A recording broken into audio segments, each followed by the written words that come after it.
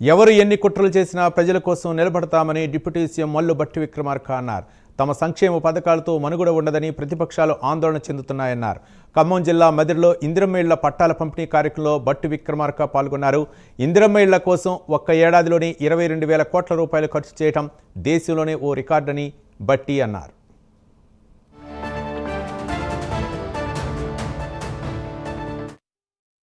ఇల్లు లేని పేదవాళ్ళకి, ఆ కుటుంబంలో ఉన్నటువంటి ముసలి వాళ్లకు, పిల్లలకు ఆశ చూపించి 10 ఏళ్ళు వాళ్ళ ఓట్లు పొందడం కోసం ప్రయత్నం చేశారు తప్ప వాళ్ళకి ఇల్లు కట్టించాలనేటువంటి ఆలోచన మాత్రం ఏమాత్రం చేయలేదు.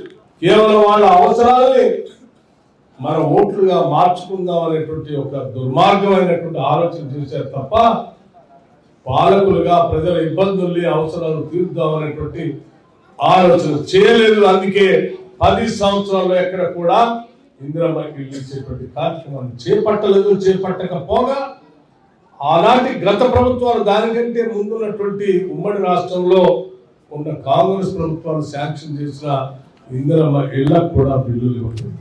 ఇల్లు లేని పేదవాళ్ళకి,